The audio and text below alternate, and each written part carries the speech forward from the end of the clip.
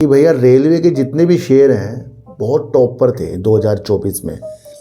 सिर्फ railway sector के share top पर नहीं थे, अधिकतर और जो सेक्टर हैं जिनमें आज हमारा पोर्टफोलियो निगेटिव में है वो सब टॉप पर थे। सेक्टर ही गलत था भैया, हमारा सब कुछ गलत हो सकता है पर नीतियाँ समझना कि बाजार में जो हमारा गलत हो रहा है उसी में से किसी ने पैसा कमाया है।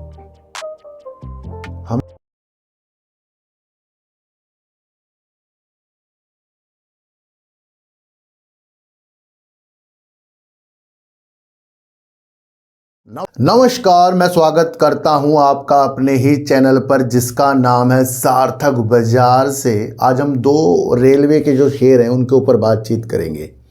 एक तो आरवीएनएल, दूसरा टेक्स मैको रेल इंजीनियरिंग, है ना। इसके ऊपर आज हम बात करेंगे।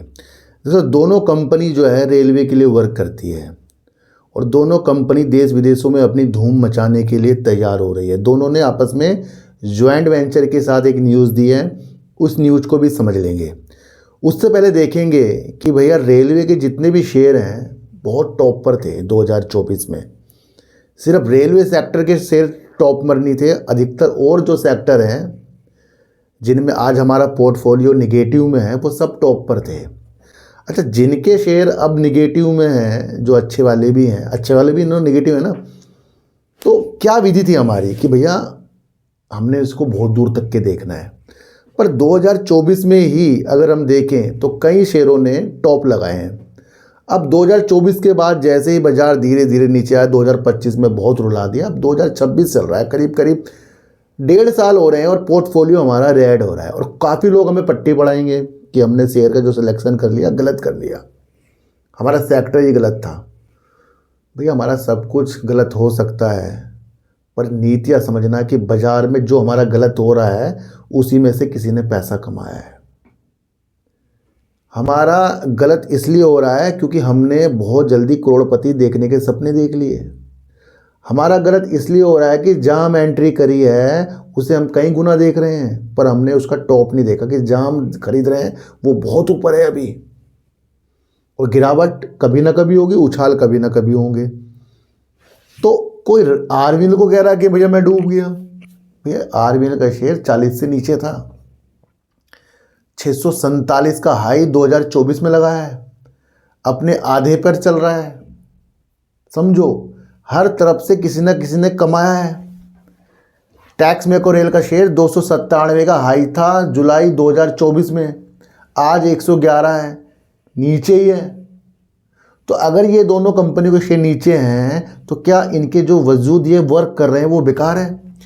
क्या इनकी जो सेल है वो डाउन हो गई या इन्होंने बहुत बेकार काम कर दिया इसलिए शेयर प्राइस नीचे है? बिल्कुल अपना काम ये बहुत अच्छा कर रहे हैं, बिल्कुल अच्छा कर रहे हैं, ये उसकी वजह से नहीं गिरावट है। ये तो एक बाजार भागा, प्रॉफिट बुकिंग आई, ट्रम्प की नीतियाँ आई, वैश्विक प्रॉब्लमें आई, देश के अंदर चुनाव आए, देश के अंदर वो हुआ, उस वजह से बाजार के अंदर ये जो शेयर है गिरावट की। और उसके अंदर ऑपरेटर तो रेलवे के जो सरकारी शेयर है, प्राइवेट कंपनी के शेयर है, उसे कभी भी बेकार मत समझना क्योंकि रेलवे के अंदर सबसे बड़ा नेटवर्क है। रेलवे आधुनिकीकरण की ओर है, रेलवे के अंदर बहुत निर्माण हो रहे हैं और देश के अंदर रेलवे का बजट भी ज़्यादा आता है। वो अलग बात है कि निवेशक कहते हैं कि बजट अच्छा आएगा तो खरीद लो, बहुत अच्छा हो जाएगा, वो तो बेकार की नीतियाँ हैं भैया। जो भी अच्छा बजट होगा वो तो कई सालों का बजट हो गया ना, उसमें वर्क भी होगा।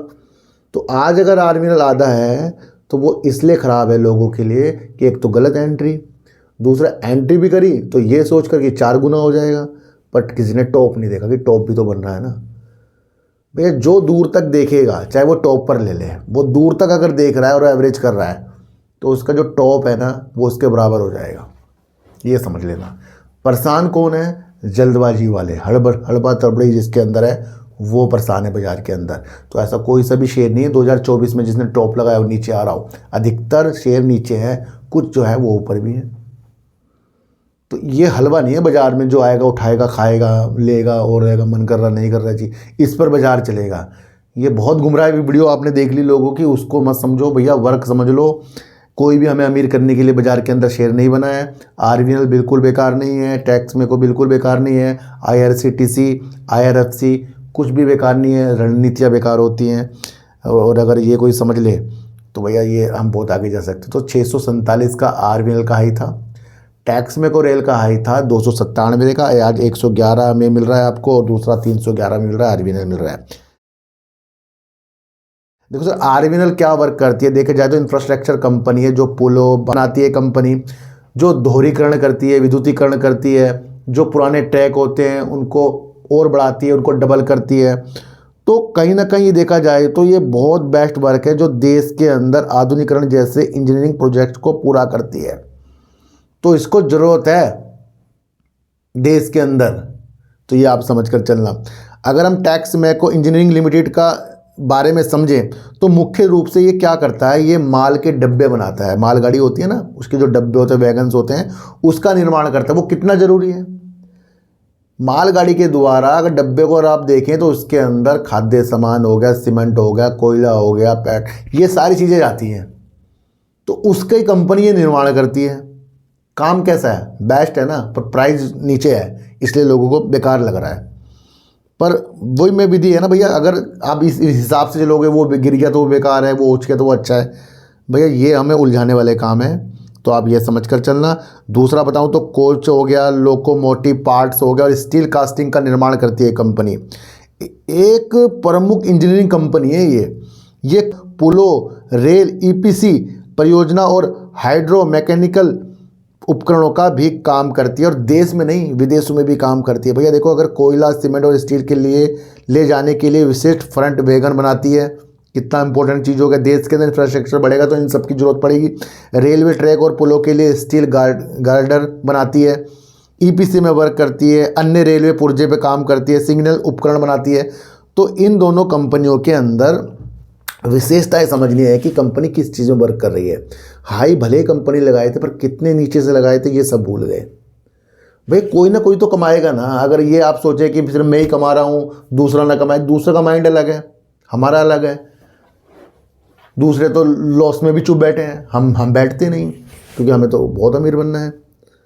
तो यहाँ ये ना मत देखो कि शेयर नीचे आ गया, आधा हो गया तो ये बेकार हो गया जी। भैया ये तो वजूद वाले शेयर हैं, ये आप समझ कर चलना। अब एक क्या न्यूज़ आई है, उस न्यूज़ को समझ लेते हैं। देखो सर, रेल निर्माण और बुनियादी ढांचे को बढ़ावा देने के लिए क्या कह रहा है, रेल निर्माण और बुनियादी ढांचे को बढ़ावा देने के लिए टेस्मेको और आरबीएल ने संयुक्त उद्यम बनाया है। ज्वाइंट वेंचर दोनों कंपनियों ने कर लिया है देश के अंदर रेलवे के विनिर्माण के लिए।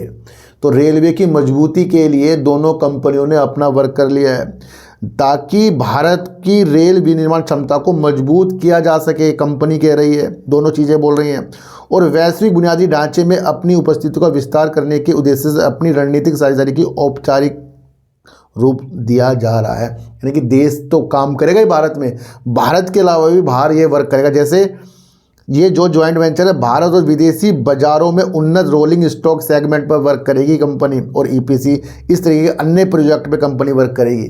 तो इम्पोर्टेंट कंपनी अपने आप हो रही है दोनों। घरेलू परियोजना के अलावा संयुक्त उद्यम यानी कि ज्वाइंट वेंचर एशिया, अफ्रीका और मध्य पूर्व में रेल निर्माण और बुनियादी ढांचा अनुबंधों को लक्षित करेगा। तो कितनी इंपॉर्टेंट चीज़ है ये आप समझ कर चलना। अच्छा, एक आरबीएल जो है आपको पता ही है, वंदे भारत के तो वर्क करते ही है ज्वाइंट वेंचर में।